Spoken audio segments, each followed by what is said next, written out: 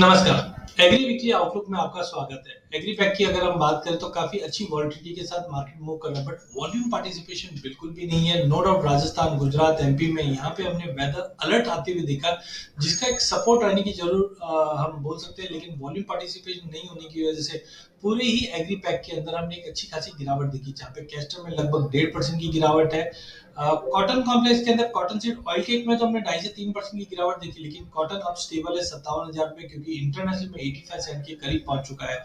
Mentha में भी stability बनी हुई, बट इसके अलावा गवार कॉम्प्लेक्स में भी हमने देखा गवार सीड 3%, गवार गम 4.5%, मसालों के अंदर भी हल्दी में 10%, जीरे में 2.25% और कोरिएंडर में भी हमने लगभग 3% की गिरावट पिछले एक हफ्ते में आते हुए देखी है। फंडामेंटल साइड सबसे पहले कैस्टर की बात करें तो अराइवल अब धीरे धीरे स्टार्ट होने वाला है, जिसके चलते प्राइजेस में अपर साइड पे कैप है, लेकिन अभी भी प्रोडक्शन साइज को लेकर कुछ चिंताएं बनी हुई है, जिसके चलते प्राइजेस 5700 से लेकर 5850 के बीच में अगले एक हफ्ते में ट्रेड करता हुआ दिखाई देगा।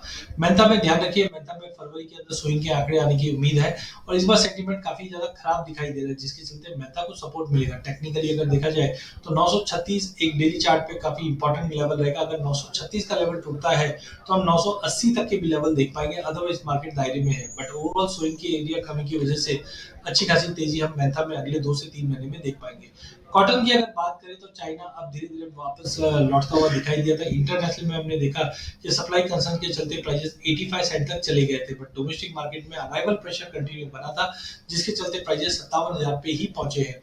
लगभग अभी माना जा रहा है कि 290 के आसपास का क्रॉप रहेगा और अराइवल्स प्रेशर भी दिसंबर में काफी अच्छा था, दिसंबर और जनवरी में भी। बट आगे जाके अराइवल धीरे धीरे कम होता हुआ दिखाई देगा, जिसका सपोर्ट प्राइसेस को मिलेगा और अगले एक हफ्ते के अंदर 57,800 से 58 का भाव भी हम देख पाएंगे।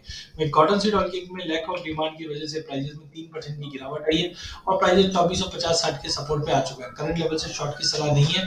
टेक्निकली मार्केट में एक बाउंस दिखाई दे रहा है जो 2520 से 2550 तक का लेवल दिखा सकता है। गवार कॉम्प्लेक्स के अंदर दबाव जरूर है, बट 5250 के नीचे जब तक होल्ड नहीं करता है, पॉसिबल है अगले हफ्ते तक हम वापस 5550 तक का लेवल गवार सीड में और 10,450 तक का लेवल गवार गम में देख पाएंगे। वहीं मसालों के अंदर काफी बड़ी गिरावट के चलते प्राइसेस में एक वॉलिटिलिटी बनी हुई है। कहीं ना कहीं अगर हम हल्दी की अगर बात करें तो 13,700 के करीब लेके चलिए 14,500 के टारगेट के लिए। जीरे के अंदर वेट कीजिए क्योंकि वॉलिटिलिटी सीवियर है, लेकिन अगर हम धनिया की बात करें तो 7700 इज गुड टू बाय 8,000 के इमीडिएट टारगेट के लिए। तो मसालों के अंदर वॉलिटिलिटी कंटिन्यू मेंटेन रहेगी। गवार कॉम्प्लेक्स के अंदर बेस बनाता हुआ दिखाई देगा, जबकि कैस्टर एक रेंज बाउंड ट्रेड करता हुआ दिखाई दे सकता है।